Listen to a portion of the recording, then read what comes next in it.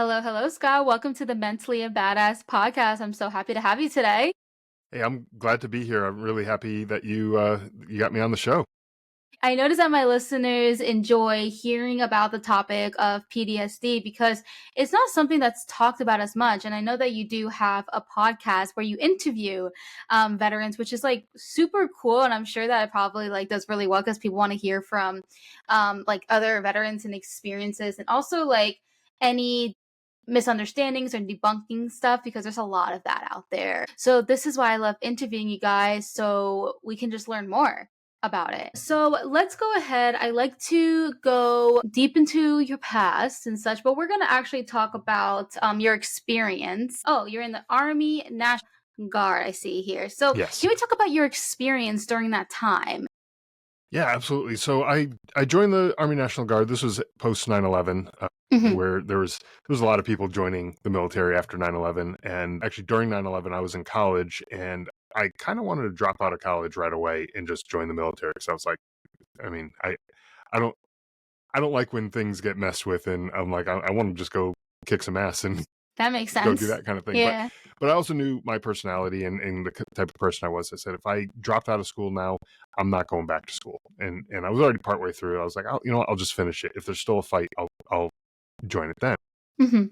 So I got out of school. My younger brother, actually, he joined the Vermont Army National Guard before I joined. And like overnight, he went from being my little brother to this like superhero, because I had always like looked up to the military and all first Yeah. responders and law enforcement, everyone like that as these kind of like superheroes. So now my little brother, I'm like, what he's this superhero kind of guy now. Yeah. And and I was super proud of him. And then about a year after he joined, I started hearing these reports in the news that the military was struggling to meet their recruiting numbers, and it really got under my skin. And I got really upset about that, because I was like, where are all these people who after 9/11, like I thought of, who were ready to just go join the military and drop everything, right? What happened to all these people? And then I realized, well, shoot, I'm one of those people, and I haven't done anything at that point, right? You're And talking and about so yourself. yeah, exactly. And then I started getting mad at myself, and I'm like, well, Yeah. I'm still young enough. I'm fit enough. I mean, I wasn't in great shape, but I could move. I could lift things. I could do stuff. Yeah. Um, I was perfectly capable of. So I was like, why not me? But why don't I join? And so I called up my brother. He was the first person I talked to about it, and I was like, basically talk me out of it. Oh, You know, yeah? yeah, I was like, tell me all the reasons that I shouldn't do it. And he told me all the normal stuff that everyone would tell you. It's a dangerous job. You can get killed. You can get injured. You can lose a limb. It's like, yeah, I knew all that stuff. And so I was like, you're doing a crappy job at talking me out of this stuff, And so basically, my mind was made. I was made up. I was like, I'm going to join. So I did. And yeah, so I served about 6 years. The first few years were just stateside, mostly doing training. For folks who aren't familiar with the National Guard, they train 1 week in a month and 2 weeks a year. Mhm. And so you're basically like you're a part-time soldier. I had a regular civilian job throughout that time period. I met my wife during that time period. We got married, and then after getting married, we got orders that we were going to be deployed. So that was about a little over a year after getting married. So we got deployed to Afghanistan, and this was um, a rather large deployment to Afghanistan. So the unit that my brother was in, I mentioned he was in the Vermont Army National Guard. I was in the Connecticut Army National Guard, but both of our units kind of fell under the same, I'll just call it parent unit for Yeah. simplicity's Kinda like sake. umbrella, I guess? Yeah. So it's a brigade is the term, the military term, but it's kind of like the umbrella of the parent company, if you will. If you think about it like as a corporation kind of thing, it's kind of like the parent company, and everybody from that brigade was being deployed. So he and I both were in Afghanistan at the same time, which was tough for family back home, having both of us deployed. I had just had a son, just probably about a month and a half or so before leaving for Afghanistan, and that was tough on my wife, Yeah. tough on everybody, tough on me too, because I was like, I got a kid back home now, and like I don't even know how to be a dad. My wife is over there. That was our first kid, and she's over there learning how to be a parent.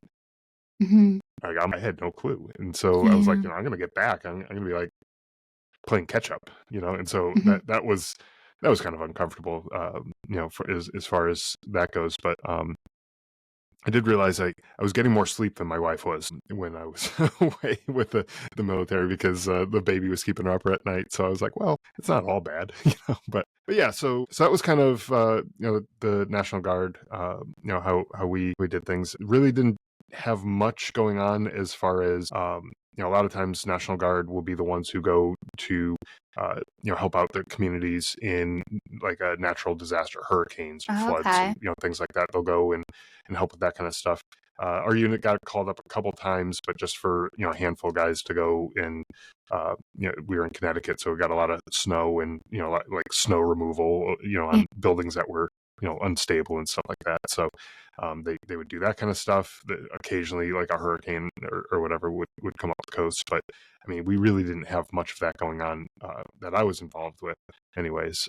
While I was serving, the big thing for me was the deployment to Afghanistan, which was basically at the tail end of my enlistment. And so as went out to Afghanistan, and then was basically preparing for within that next year after coming back, I'd be getting out of the military. So I knew the light was there. Light at the end of the Yeah. tunnel was there, and I knew I'd be getting out. I didn't know how I would be getting out, though. How I ended up getting out, which kind of took a little turn for the worse. So during that deployment, I mentioned my brother was deployed as well, and he was killed in action while we were there. And so I found out about him being killed, and it was devastating. Hmm. That day, it was kind of really a strange day. Mm. So I was out on a mission in some remote village somewhere. We're doing our stuff, and like the day before, like the night before, I just had this feeling like this was not going to be a good day coming up. Like I just had a feeling, and I didn't know why I felt that. It just I had this feeling in my gut that something was going to be bad. I didn't know if it was like we were going to get slaughtered, whatever we were walking into, like that was going to be bad for us. I had no idea. I just had a feeling something was going to be bad. And so we flew out to this village on helicopters and kind of went through, did our thing. We did find some stuff that was that we were looking for, and that was good. So the mission was a success on our part, and so I was like, okay, well, I kind of can breathe a little sigh of relief, because like Yeah. nothing really went down here. Like we did our job. We all came out unscathed. Like this is pretty good. But then I got a call on the radio saying that the commanding officer was looking for me. And for anyone who knows anything about the military, I was a few steps down the org chart, if you will. I was way down there. The commanding officer would never just be looking for me directly. It would usually send the message through the chain of command, so that way it would kind of get to where it's going. But he was like, no, he kind of insisted he wanted to see me. And so I was like, okay, there's two reasons that would happen. Is either one, I did something really great, or two, I did something really bad. And I was like, I can't think of anything really great I did that day. I was like, what did I screw up? Oh my God, that So anxiety. my gosh, it was so bad. I was in charge of probably 10 or 12 guys at that point. And so I was looking around, I was checking all their equipment, make sure nobody lost anything, I was racking my brain trying to figure out what was going on. Yeah. So I finally linked up with him, and he's like, yeah, take a knee. I got some news for you. And he said that my brother's unit was ambushed and that my brother got hit. And so immediately in my mind, it never crossed my mind that he could possibly be killed. I Yeah. know we're soldiers. We're in war. Like that's obviously a possibility. But to me, that was nothing that could ever happen. I said, well, okay, well, in my head, I was thinking to myself, the logistics, like, where is he? How can I get to him to, kind of be there for him, to kind of comfort him? Maybe he needs, I don't know, blood or, something like that I can be there and help him with. And my commanding officer was like that. He looked at me like I had three eyes.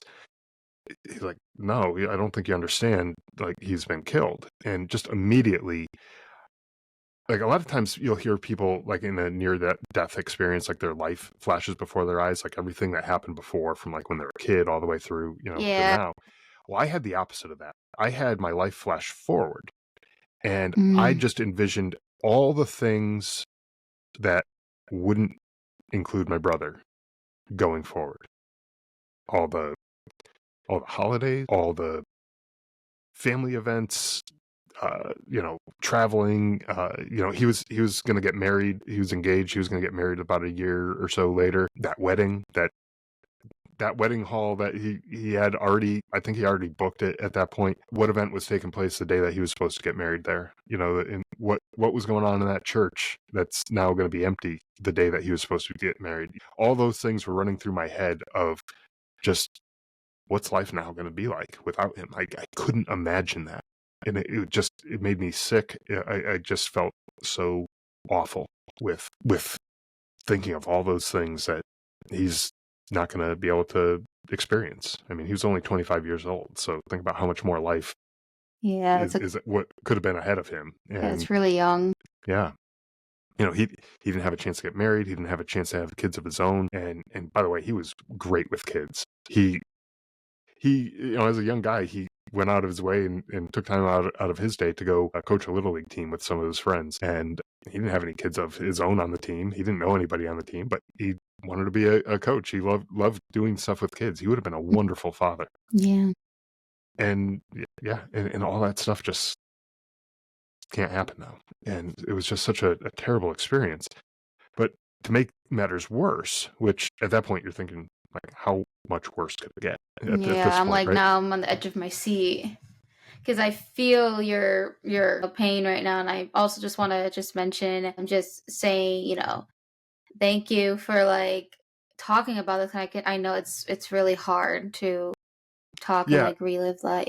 Yeah, no, I appreciate that and kind of acknowledging that, because yeah, it is a difficult thing to talk about. I actually kind of choked back a little bit of tears as I was talking, just because it is emotional, and it's a I'm difficult getting emotional. difficult thing to talk about. Yeah. Here's a part where it gets a little bit worse. Is so that village that we came out of, we all came out okay. Nothing happened to us while we were in that village. The people from that village started shooting at us. They started attacking where we were. Luckily, we were up on top of a mountain, so we kind of had the high ground. But they were shooting over us, and they were launching rockets at us, small arms fire, like machine gun fire at us. And my grieving, that sadness and grief, turned to rage. Yeah, that makes sense. In that moment, if I had the ability to do so, I would have nuked everybody in that country and just leveled the country and said, screw them. I want everybody in this country to just go away, because if they couldn't take care of their own business and it required people like my brother to come there and die, I was just livid. And I actually, for a brief moment, I was like, I'm just going to go run back down into this village and kill as many people as I can. I don't care if they have a gun or not. I just wanted to kill everybody. It was just like almost like a murderous rage that I was in. Yeah. But then I realized, like, what's the likelihood of me actually doing that and walking out of there and Kind of coming like out your alive? logic, like at that moment you're experiencing a lot of emotion. So what you wanted to do was something that's probably obviously not the best thing to do. And then like you kind of stopped, and then you're like, okay, wait. Like then your reality kicked in, Yeah. which is kind of crazy. Think about it like this: it's like you're angry, emotional, you're running towards something, Mm-hmm. and then you just stop. And it's kind of crazy how the brain works, where it's like, no, like the logic like took over. It's kind of like fighting each other in your brain. Yeah. It's That's literally exactly what happened. And honestly, I think the only thing that was keeping me from acting out on that was my parents just lost a son. I couldn't let them lose two. My wife, I didn't want her to become a widow. I didn't want my son to grow up without a father. If it wasn't for those people, though, I don't think I would have cared. That makes sense. All that came to your brain, and like, yeah, I was like, you know makes a what? lot of sense. I've made commitments to other people. I need to be there for other people. There's somebody else here. Plus, in addition to those people, I mentioned I was in charge of 10 or 12 guys. If something happened to me, like, they got to go retrieve my body. So that means that they got to go run into a dangerous situation, and that wouldn't be very wise of me as a leader in that case, because now I'm putting them in harm's way for really no good reason, and that I couldn't do that. So I was like, you know what? Everybody here, we're all making it out. If it's up to me, we're all making it out. And I couldn't do that to them. So as much as I wanted to, and I had that just burning feeling. As a matter of fact, the mission that we were on, we were working with the Afghan army, and one of the soldiers, the Afghan army soldiers, he didn't speak English, but his weapon had jammed, and they did a terrible job cleaning their weapons, and so it jammed, and he recognized that he needed some like oil to clean his weapon, and so he was pointing at his weapon. He had it in his hands, he's pointing at it, and he showed me like how it's all jammed and stuff. At that point, I was like, I don't care. I had the cleaning supplies that he needed, but I was like, you're that unprepared, and that like we're going out in combat, like where bad Something can't people are. slack on here. Like, you got to make sure your stuff is good to go. Like, Oh that's my God, I on can't you. imagine. And I was just so mad at every Afghan at that point. I was like, I in a way I sort of hope someone comes and pops you, because like that'll be a lesson for the rest of them. What was the time frame for all of this? So Like, okay, like your brother passed away, and then that moment you want to like shoot all these people, and then you wanted people like all this stuff. Like, I'm just trying to yeah, understand like the time frame of this. yeah. So it was a very short time frame. Yeah, I So assume that. so from the time that I learned that my brother was killed to the time that we started getting shot at was probably about 15 or 20 minutes, somewhere around there. That makes sense. It's like the heat of it. Really short, yeah, time period. And that rage came almost immediately afterwards. Yeah. So you found out your brother passed away, and then they put you back, like nothing ever happened in a way. Because I mean, I guess for us as a Yeah. civilian, if something like that happened, like if you're at like work, they're not gonna. Oh yeah, just go back and help those customers. Oh, this person died. It's fine. You got to finish your shift. Like that's like I just caught that. I'm like, I want to ask you that. Like, did they I really just threw you back in there? Like, I totally understand that mindset too. And where you're coming from, because it does make sense, right? If you're at work and you get a phone call saying that a brother died, or another family member died or something like that, like your boss, unless your boss is a total jerk, your boss is gonna be like, yeah, go home. Like you yeah, got stuff that your head's not gonna be here anyway, so you right. might as well go home, right? And that 100% makes sense. The problem is, and I've kind of described this to other people before, is that there's no like timeout area in Yeah, combat. Like, we were on top of like a mountaintop. We were surrounded by this village. Like, there's a village on one side of the mountain. There's people on the other side of the mountain. So we basically had people all around us that we were engaged with. There was no place for them to just send me to go to, like, yeah, just go back to the base, and we'll take care of that, because I couldn't.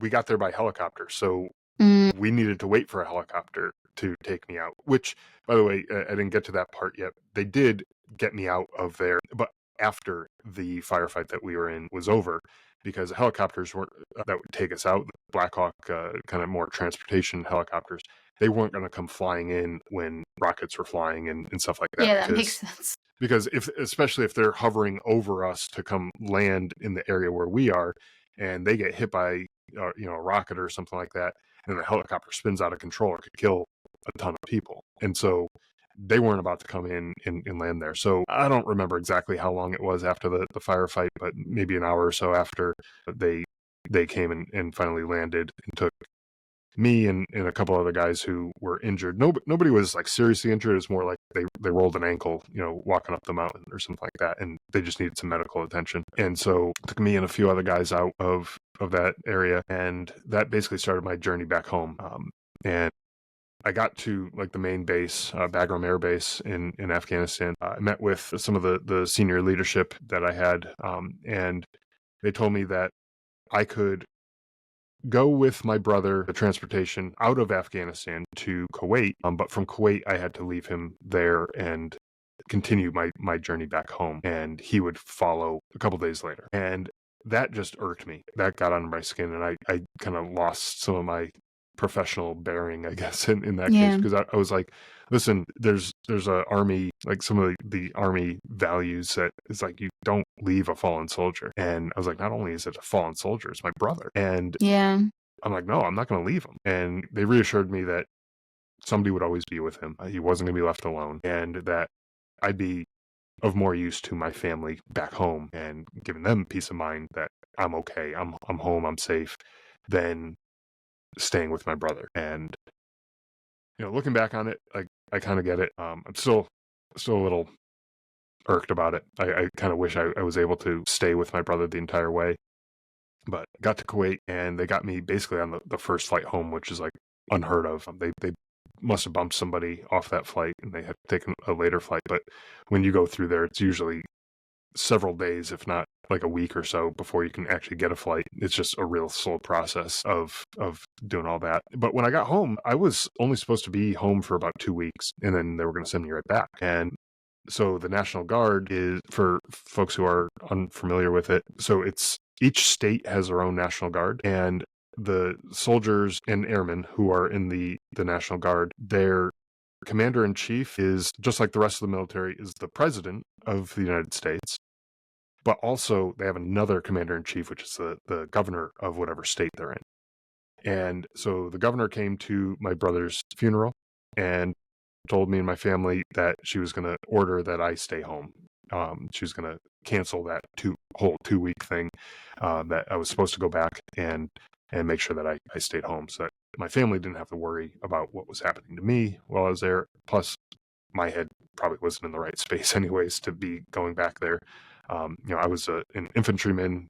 Combat is what we do. We go out and fight. That's pretty much our job. And so, knowing all that, she said, she was going to order that I stay home, which for me was kind of a mixed blessing. Of course, I wanted to be home with my family and make sure that they were okay, and that anything I could do for them, I was there for them. All that was great, and for that reason, I was glad that the governor did what she did. But then I also had all the guys that I was in charge of still over in Afghanistan, and a bunch of my friends were over there. All the guys that I served with, like I'd take a bullet for any of them, and I felt like I was just abandoning them. And so for me, like kind of mentally, emotionally, I was like torn. It's like, yes, I want to stay home, but also I really want to go back. And I was kind of torn between those two. Kind of to make matters worse, the base that I was on, it was a small forward operating base, just had, probably 100, I don't know exactly how many people we had on the base, 150 maybe people on that base. I wound up in the news on like CNN and like Fox News like a couple weeks after my brother's funeral, and there's stuff that was going on there. I won't get into all the details there, but it was all over the news, and I'm watching it like, holy crap! Like, if something happens to one of these guys, I don't know how I'll be able to deal with that, because I'm here in relative safety, at home, and they're over there, and I just kind of abandoned them. That's where that friction was, where I was kind of being torn between my two responsibilities, really. Yeah.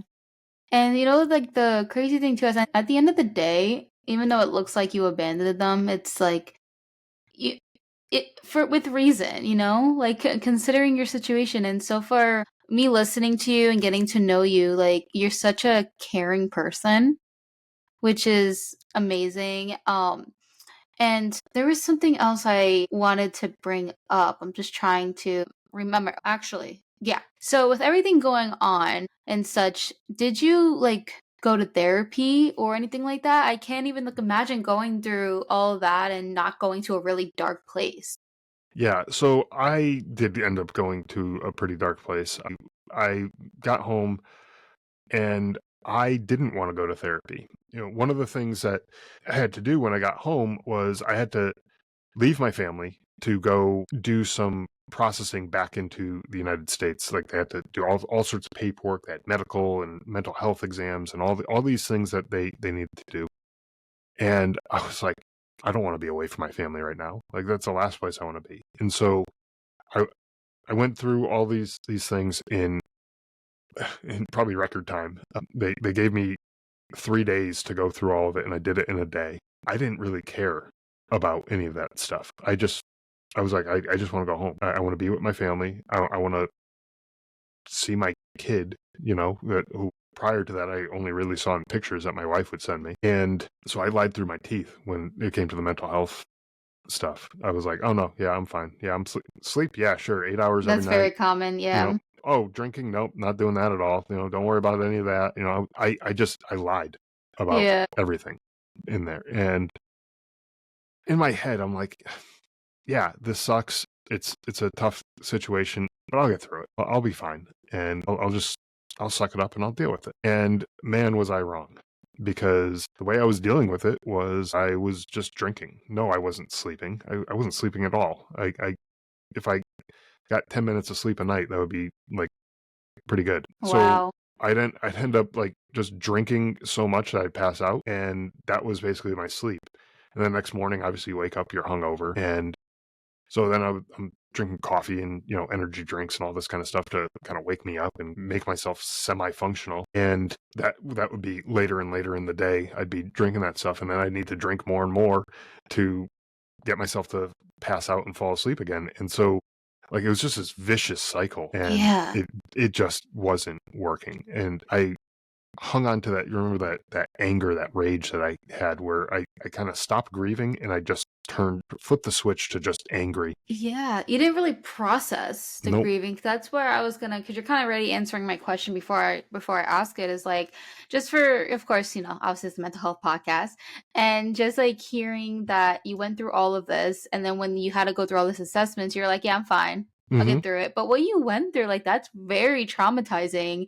And when I'm listening to it, it's like I'm getting like very sad. I didn't even experience it myself, so I'm just like, I can't like imagine what was going, in the, because like basically if you don't process it, it's gonna go to your subconscious. And then you're gonna act in a way and you're probably like, wait, why am I acting like this? Right. And then and then if you didn't process it and you don't want to feel those emotions because they're like stuck there, right? You didn't Mm-hmm. process it. And then yeah, you're gonna be doing things like alcohol and energy drinks. And I do want to ask, like, how did your family feel about this? Because I'm sure like they probably weren't really condoning that. You know what I No, mean? no. And it wasn't that anyone was like, encouraging it or anything like Yeah. that. But it was kind of just like, well, let him be. He'll figure it out. He'll be okay, kind of thing. And at first, anyways, and Mhm. like, yeah, he'll bounce back. He can figure it out. And so I just kept doing what I was doing, and it wasn't until I kind of hit like a rock bottom moment Yeah. when I realized I am not okay. This is not the kind of person I want to be.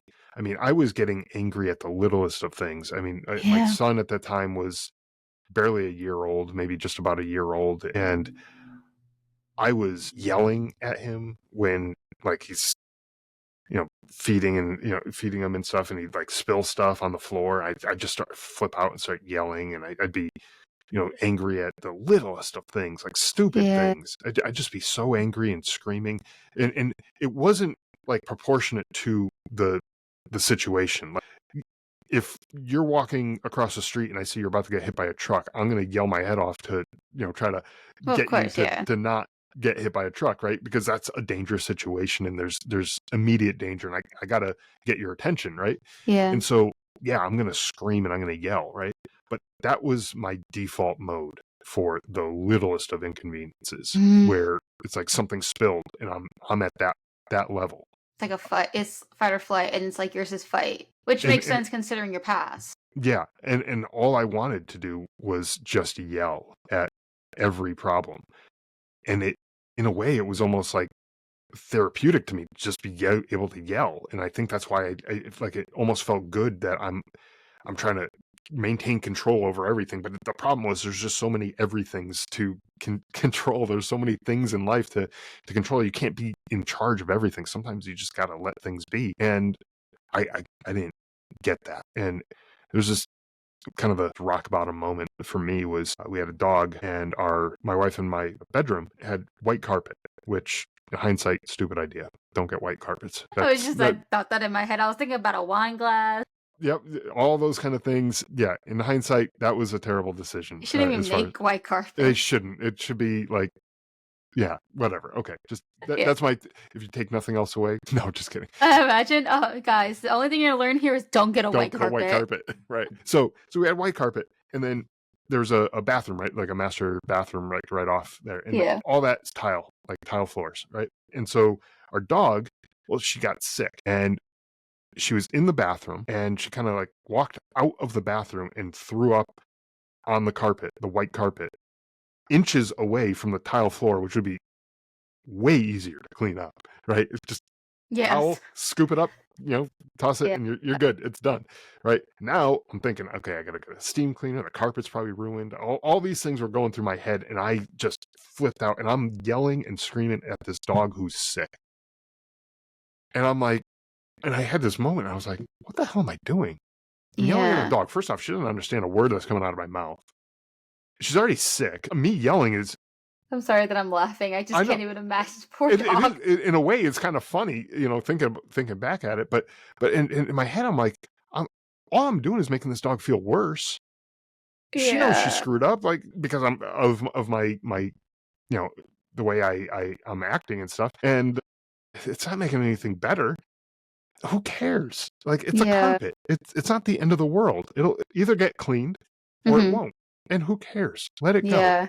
Um, and for crying out loud, it's white carpet. You could probably put bleach on it; it'll be fine. Yeah. Do you still But have that white carpet? well, we've since moved, so Uh, I don't know what it is now. But God, I hope someone changed that carpet. That was a stupid decision. Anyways, but I looked at myself and I'm like, what am I doing?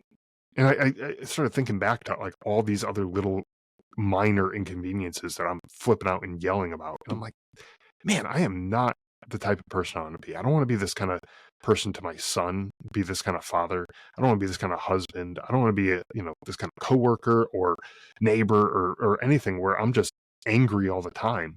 yeah. God, my wife was a saint for sticking with me through all this, but I realized I got to go talk to somebody because this is not, whatever I'm doing is not working. Yeah. And so that was at night. So the next morning I called the VA to get some help, and they were incredibly nice.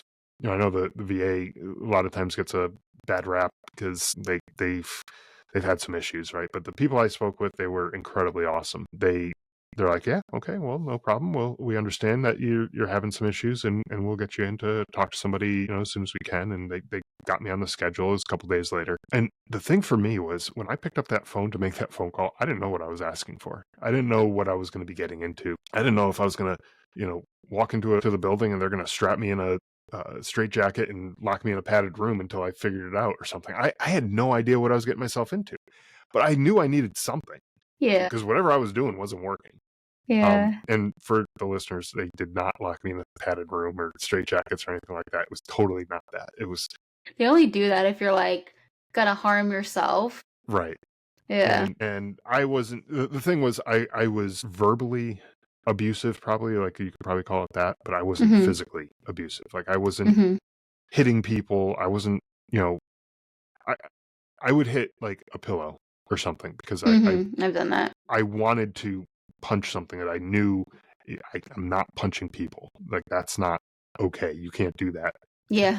And to me, a lot of it was like I've made a commitment to these people, to my wife, to my son, to other people, like to be their provider, to be their protector, and I'm not going to hurt them physically.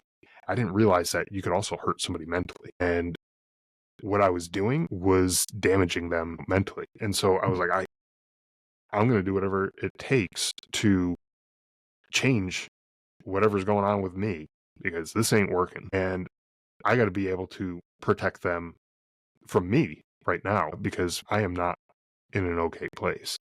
And so that was my goal, was to get right so that I could be there for them. I could be, a happier person for my kids. And that honestly, that was my goal because I was like, this is not the same Scott that before I deployed. This is definitely not the same person. Yeah. And I know I may not ever get back to that person. I'm still not that person that I was before I deployed. I may never get there.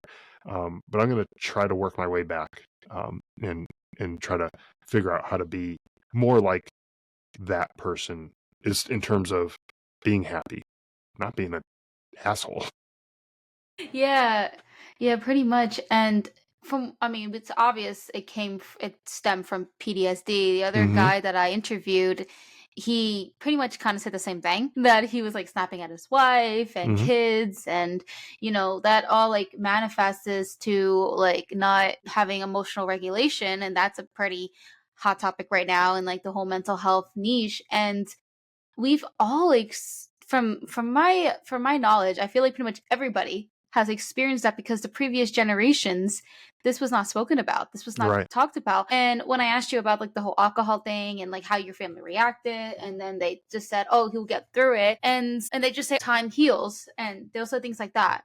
Which, like, to an extent, there's part of it that Mm-hmm. obviously when they say time heals, it means that pretty much your brain is just going to just stuff it back into your subconscious. You're just going to feel, basically, you're just going to feel less of the pain of currently what you're feeling, but it's still there. Yeah. And people don't know how to regulate it. They don't know how to process it.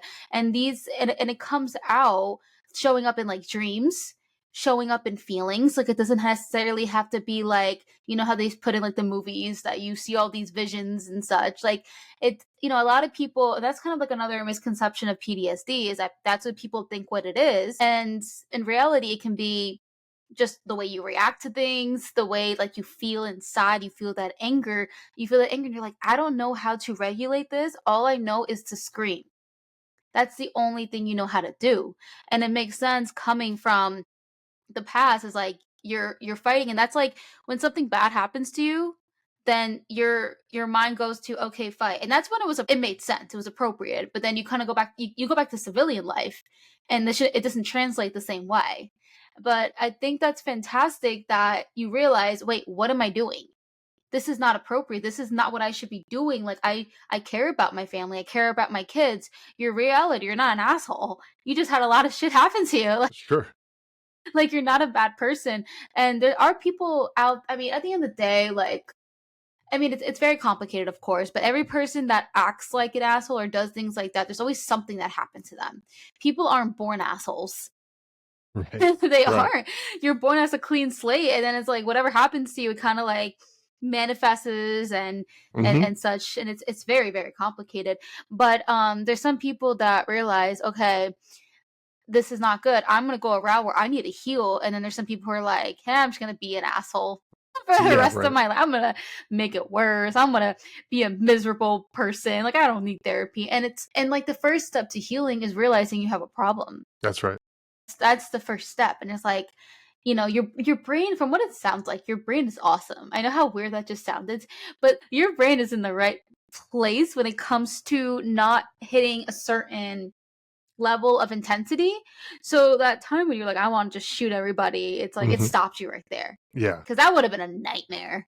Sure. Like, we Yeah. wouldn't even be talking right now No. No. if you I. would have. I doubt I even would have survived that, because Right, there were so many people there, and it's just me, and right. yeah, You sure, would have been, I had a helmet and I had body armor and stuff like that, but I mean, yeah, the likelihood of me surviving that would have been like slim to zero, none, pretty much. Yeah. Yeah. So your brain protected you there, right? And now Mm-hmm. your brain is protecting you now. Mm-hmm. Because at the end of the day, like, that's what our brain does. That's how it is, just like human history. It's like our brain's job is to protect you. So yeah, so you went to therapy. I think my question right now is like, how are you feeling till today? I know you said that obviously you're not there yet. And my whole philosophy about all of that is that, there's evolution of our life. And when things happen to you, you start, like I said, like the yelling and this and that, but then you heal. And I feel like you would definitely, of course, feel better and happier. It's still gonna be there a little bit there, because it's pretty much. I don't want to sound like a downer, but it's like always gonna be there, but you know how to manage it better. With therapy, you are given the tools.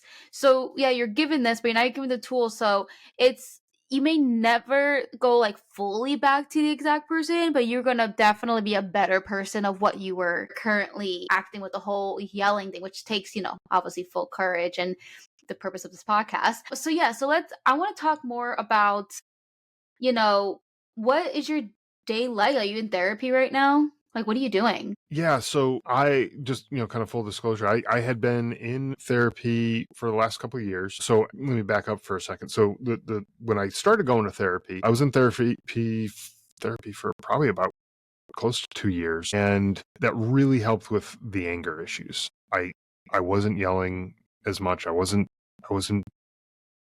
being at that intensity level. Like I'd still yell when it was appropriate, but like it, Yeah, yeah. like we there logically, what an appropriate situation is. But Yeah, I'm a human. right, I mean, we've all Like, yeah, at yelled one at some point, point, right? yeah. So I still would do that when appropriate, but I managed to learn how to kind of control that anger and realize, like, my kid's gonna do kid things. Kids are messy. They're gonna make a mess. I can't yell at that. Like, I can correct him. I can show him, hey, this is Yeah. what we do. We clean up our messes. We do all the, whatever. So I did that for a couple of years. And then our family, my wife and I, we decided to move out from Connecticut. We moved to Arizona, where we are now. And it was right around that time when I was moving that my therapist said that he also was going to be moving to another location, and we wouldn't be able to continue the sessions and everything. I said, you know what, honestly, I think I'm good. I don't think I need to continue, where I'm going. I think you've gotten me to, I wasn't 100%, but I was like, I think from here, I got it. You gave me enough tools, enough resources, ways to kind of manage my anger and all that kind of stuff. I think I'm okay.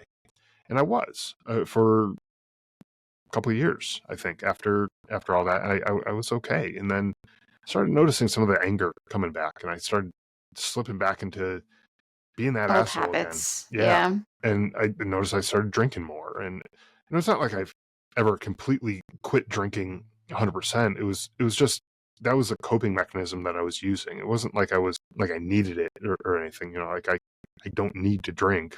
Mm-hmm. I could, but it was just at that time, that was the thing that I was using as kind of my coping mechanism to kind of numb things out. And so I started noticing some of those bad habits coming back in, and I was like, okay, well, I want to nip this in the bud before I go down too far where I start making this a real nasty situation. And so, a couple of years ago, I started going back to therapy, and it was really just working through the grief, working through PTSD. You mentioned kind of like the flashbacks like you see in TV. I was having some of that too, where I was flashing back to things that happened when I was in Afghanistan. And the way I can describe it is, it would feel like I was there, Yeah. but almost like, I might be dating myself here, but when we were in school, we had these overhead projectors, and the teachers have like these clear, like, plastic sheets that they would put on these projectors, and they'd That's write my on time those. too. Right. Okay. So you know what Yeah. I'm talking about, right? Exactly. Oh my God. Right. Yeah. So they'd have those, and then sometimes they would take like a second sheet and they put it on top of it, and they can Uh-huh. like do something else, and they can move the two, and so you could see both of them at the same time through this projector, but they're two separate sheets.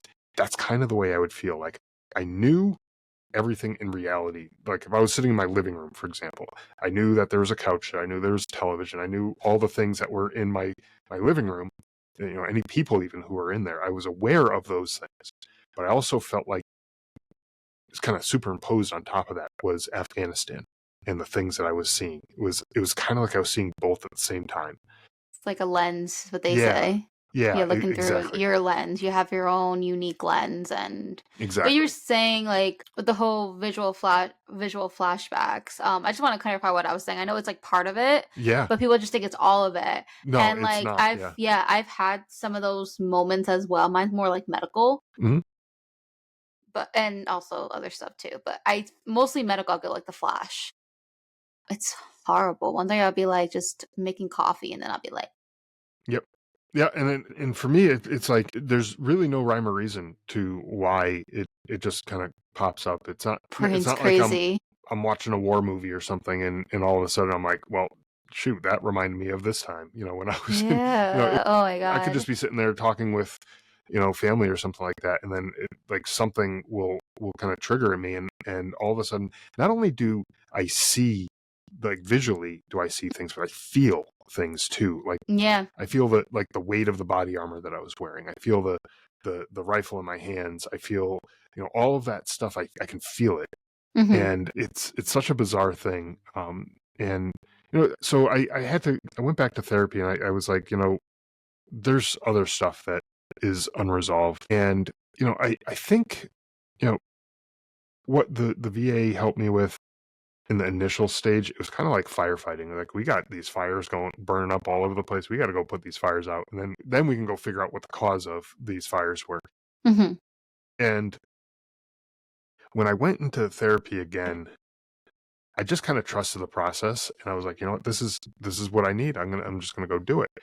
Unfortunately, I don't know that the therapist really understood where I was coming from, what I was dealing with, because it was complex. It wasn't Yeah. just a singular incident. It wasn't just losing my brother.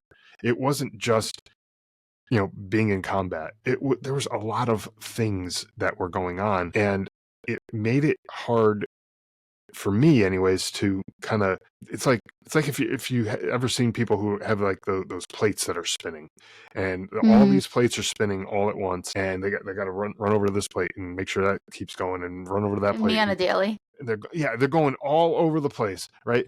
And for me it was like, okay, well, we're talking about this, you know, one coping mechanism or whatever, this one thing that we're dealing with, and okay, well, maybe that's going to help me keep this one plate spinning, but I got all these other plates here that are going to start come crashing down, and when they crash down, that's when they become a problem Yeah. for me. So it's like, how do I manage all of these different plates at the same time? And you know, it's like I felt like I had 100 plates spinning at the same time, and it's like it just, it wasn't great. So I, you know, we went through the first, you know, round of therapy, and then, okay, well, let's try something else, and let's try something else. And then just recently kind of wrapped up a session of talk therapy with, you know, another counselor who is outside of the VA. So the VA has a program where if they can't get you on the schedule in a reasonable amount of time, or, you know, like they don't have the staff available, you know, it's going to be like 6 months before your appointment or something like that, they'll refer you out to somebody in the community who's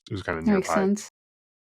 So they did that for me, and, you know, honestly, that's when I feel like we really started to kind of dig into issues and kind of figure out what could the root cause be of all of this stuff, and you know, kind of bring up, um, you know, all of the combat issues, all of the grieving issues, and kind of work through those things, and try to figure out, like, what do we need to battle here? And the way I think of it is kind of like if you're wearing a backpack or something, or you have a bag, and that bag is where you put all of the negative things that happen to you in your life. And Called it a could be, trash can.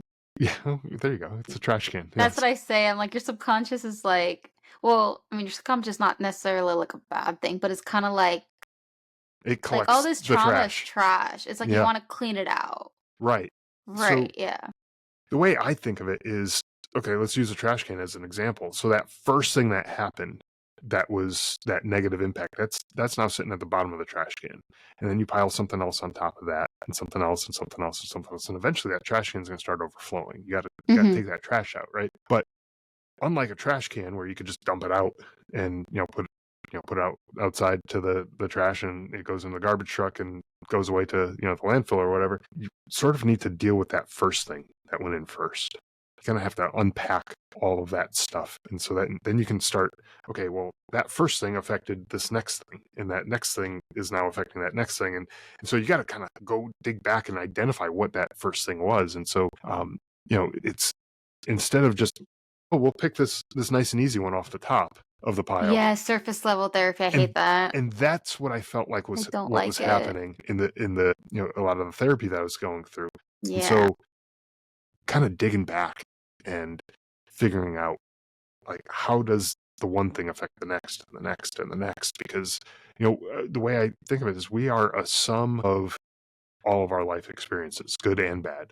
Everything that's happened to us, like you said before, no one's born as an asshole, right? But there are definitely assholes. I mean, anybody listening to this could probably think to themselves, yeah, I know an asshole. And, you know, and if you don't, you can look at me, because I was one. I'm We've a all, recovering yeah, asshole, yeah. you know? I mean, I'm sure there was times that I was not the best person to Sure. people. I You mean, I know, know there is. Like, yeah, 100%. no one's perfect. Yeah. No one is. And so, you know, maybe you can even all of us, we can look in the mirror and be like, you know, at one point, yeah, I was that asshole. But there's a reason for that. And it's, you know, maybe as a kid, in school, somebody stole a toy that you were playing with, and now you're very possessive of all your things, and Hmm. you don't want anyone, you won't share with anyone, you won't let anyone, you know, borrow something, or, you know, anything like that. And it's like, well, why? Well, maybe because as a kid, that that jerk on the playground stole your toy, and now you have these trust issues with other people, and you won't let those things go, So right? So, deep. but it's like, Yeah. you got to go back and kind of like figure out, it's like, okay, well, honestly, it's not that big a deal. And then Mm-hmm. maybe you can start to let go of some of that. But if you're just dealing with that immediate issue, you may not realize what was causing some of it. So yeah, like I said, in my life, I've kind of just finished that up just recently, a couple weeks ago, and have kind of follow-up appointments with the VA to kind of reassess where I'm at and see what they think it might be appropriate for continuing going forward and all that kind of stuff. So, it's tough with the VA. They are stretched thin. They don't have a lot of resources. And so, but that's kind of where I've been going through for the last few years. And, hopefully they have stuff that frees up and I can kind of continue going down this journey. But it was helpful to kind of identify some of the things, going back, and kind of laying them all out and saying, here's an inventory of all the shit that happened, and let's kind of see how we can unravel this and how they all kind of affect each other. I just like have technology where it's like, okay, let's scan your brain. We'll put it up on the projector. That'd be Okay, you great. need to work on this now. Oh, this happened to you? Hold on, let's get the eraser now. Okay, I wouldn't say get the eraser because that's not the best thing to say. But it's like it's also just so difficult because you obviously can't physically see it. Yeah, right. So it's like that would makes like really And when people can't see something or understand, it's like it doesn't exist. Yeah, right. You'll get over it. It's Yeah. fine. Well, and that's a lot of times too with especially soldiers returning from combat. People look at them, it's like, well, you're not disabled. Yeah. You still got all four of your limbs. You don't have any kind of deformities or anything like that. But it's like, well, there's mental issues that are going on, and a lot of times people just kind of dismiss it. It's like, get over it. Just suck it up and deal with it. And it's like that's not a great way to look at it either, right? Because then you're basically dismissing that person as if their problems are not valid. Then they won't talk about it in the future. And so then they're gonna, exactly. They're just gonna clam up and be like, you know what? Then here's a nice bottle of vodka. Yeah, maybe, right. Maybe like the bottle of vodka will listen to me. Right, exactly. And that's literally what happens. Yeah. And then there's also vets that are like homeless. Mm-hmm. Like that just breaks my heart and pisses me off. Yeah, me too. I'm sure. I do want to talk about your podcast because you interview veterans. Like, I guess my question is like, how's that going? Like, sure. Do you have any I guess kind of an overview of what to expect of that podcast? Yeah, sure. So I started the podcast about 5.5 years ago, and I started it because some of the guys that I served with over in Afghanistan, we came home. Fortunately, all the guys that I served with, we all made it home. And after coming home, we started losing some guys. They started taking their own lives, and I was like, what the hell? Yes, that's also a big problem. Yeah. I said to myself, like, we're in a place where people wanted to kill us, and we made it out okay. We came home where people want nothing but the best for us. There's people who are willing to bend over backwards to make sure that veterans get the kind of treatment and care and all that kind of stuff that they need, all the support. There's financial resources, there's mental health resources, there's everything imaginable out there for people that people want to do for veterans. And now we're losing people? That just didn't make any sense to me. And I also was saying to myself, like, I don't want to just sit around doing nothing, waiting for another phone call or another message from somebody saying that so-and-so took their life. I was like, I don't want to do that. I don't want to wait around for that kind of stuff. I want to be proactive, and I want to do something to maybe help those people, not only the guys that I served with, because it's common, unfortunately, amongst the entire veteran and military community that people are unfortunately taking their lives. We've actually lost more people, military-connected people, to suicide than we did in combat over the last 20 years, since in Iraq and Afghanistan and all those wars after kind of post 9/11. We lost more people to suicide than we did in combat. To me, it just doesn't make any sense. So I wanted to start the show to not only interview veterans, because that's great to be able to share their story, to let other people know that, hey, you're not alone. There's other people who are going through a lot of similar situations, and sometimes we share, like, okay, this is how they coped with it, how they managed to work their way through it, through maybe a particular kind of therapy that they used or something like that, and so we'll talk about that with those people to kind of serve as a source of inspiration and hope for other people, to let them know that you're not alone. There's other people there, and there's, more importantly, there's people who want to help you. You can get the help, right?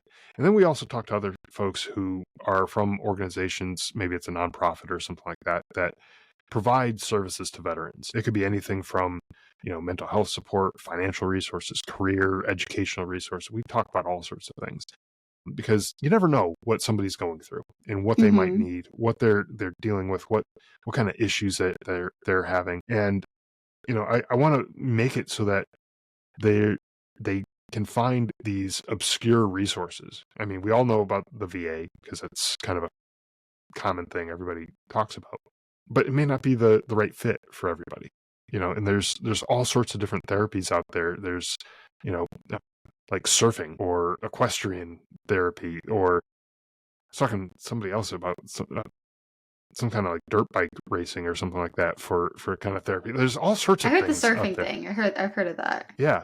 Yeah. And, a lot of it is get out of your house, go talk with people, Yeah. go interact with people, go be there for somebody, volunteer at maybe it's a homeless shelter or a veterans home or something like that, veterans hospital, those types of things. Go do something and go be around people. That kind of is part of it. And, Mhm. and, because a lot of times veterans, they just kind of isolate themselves and Yeah. they don't want to go and be involved with other people. And, for me, that's very much me. I mean, I'm very much an introvert, and I get drained when I'm around a lot of people. Just a couple months ago, actually just last week, I was at a conference, and there's thousands of people at this conference. And Yeah. every night I went back to my hotel room and I was just like, I don't want to talk to anybody. I don't want to see anybody. I don't want to do anything. I just want quiet. I just nothing. And so, like, I just needed to recharge my battery because, like, the next day I got to go back and do it all over again. And, so we do get that way, whether or not you're an introvert, we just kind of like isolate ourselves. And, you know, you gotta get out there and Mhm. get in front of people and talk to people, and that does wonders for your mental health. Part of it for me is a little bit of therapy because I get to talk to people all the time. And I know it's not in person and things like that because a lot of it's virtual, like the way we're doing it right now. But for me, it's like I actually get to have conversations with people I probably never would have been able to talk to, and Yeah. get to share these resources. And for me, I'm providing a service, way I look at it, to other veterans who might be in that space where they're just isolating themselves and um, they're not getting out there. And if you're not getting out there, how are you going to know what's out there? What kind of things are out Yeah. there? If you're being isolated like that, maybe you listen to podcasts. All right, cool. Mhm. Here's a veteran podcast. Listen to it, and here's some information that might help you. And even if they're not listening to it, maybe a loved one that they have is, because they recognize that.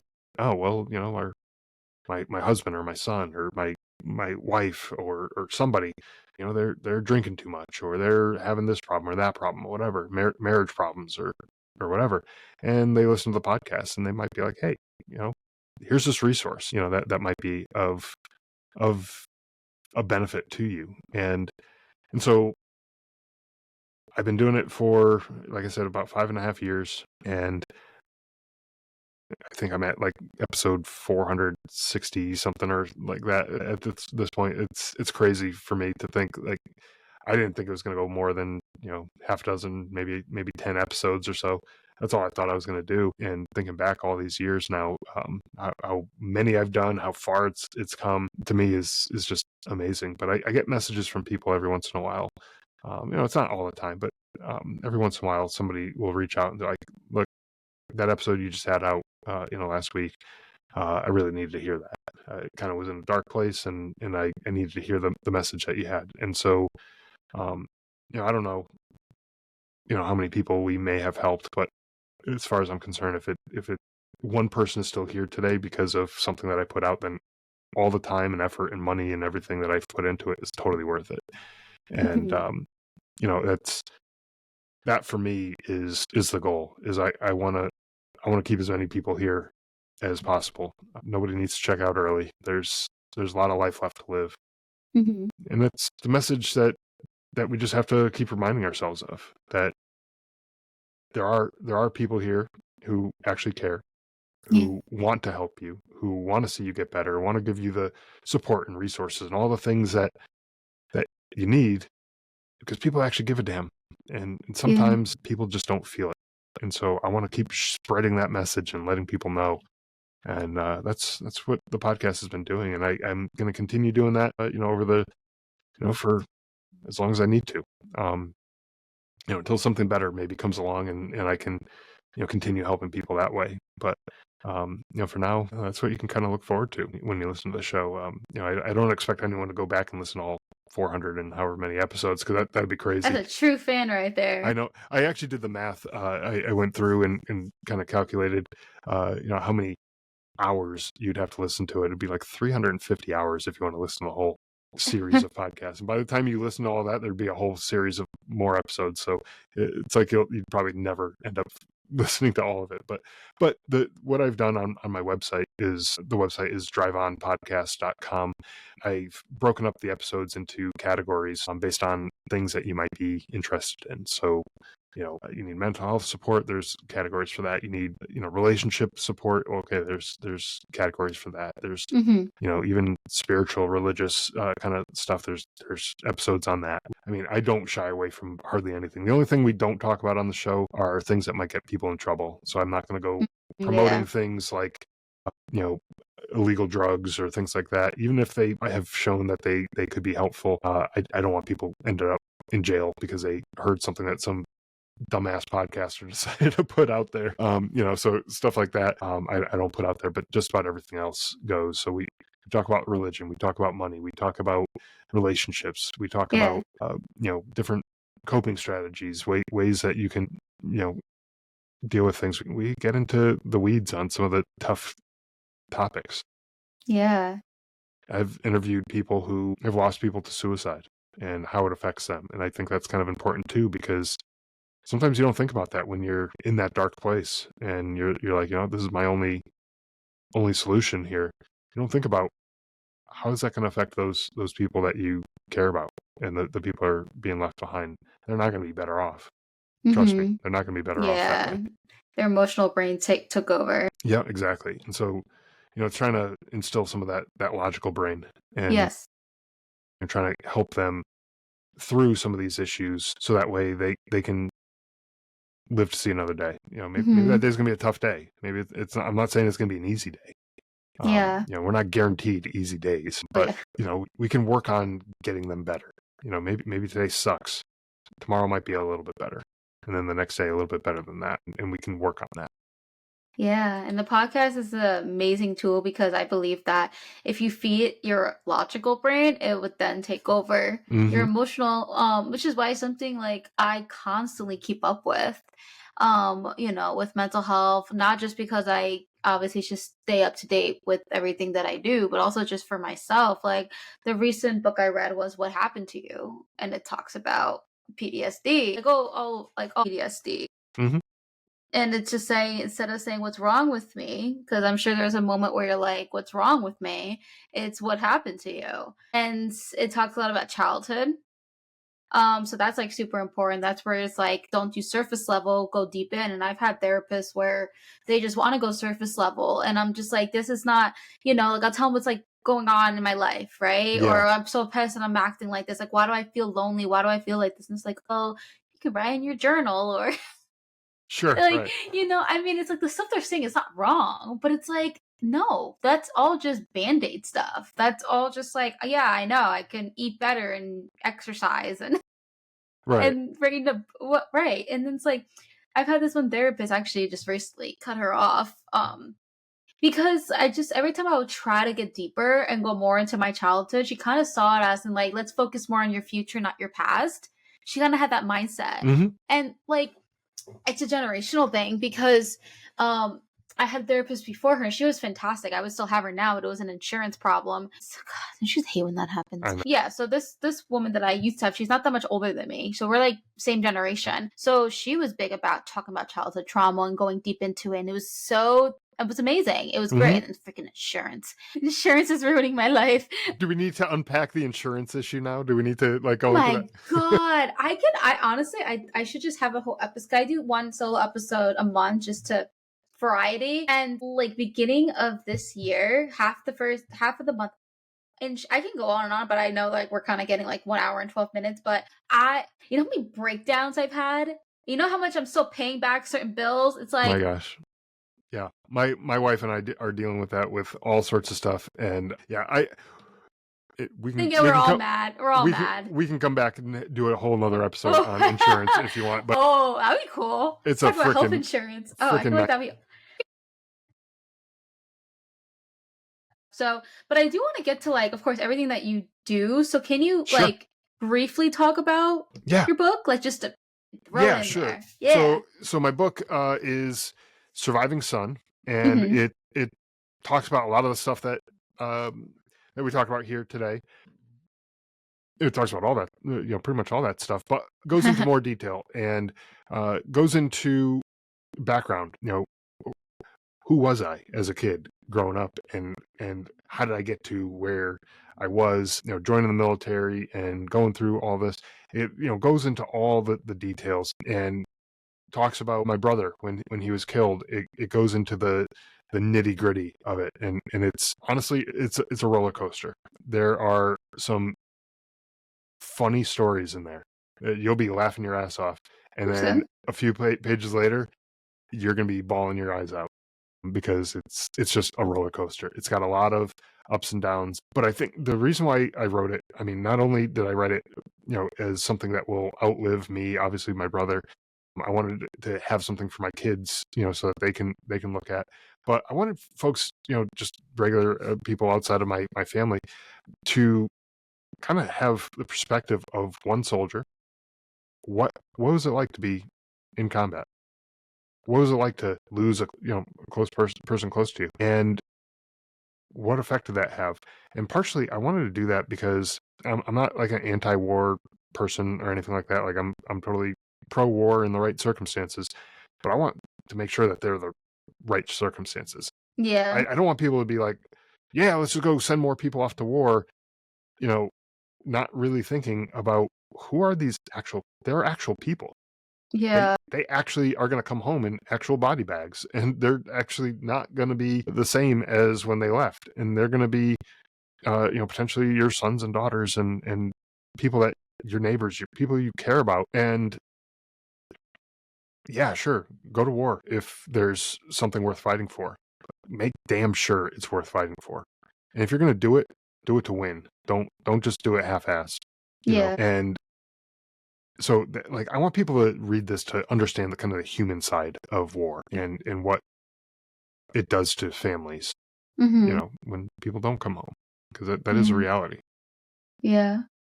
Well, Scott, thank you so much for taking your time to come onto my podcast, tell your story, and then just talk really in detail of like what you went through and being very vulnerable and very transparent. I really do appreciate that.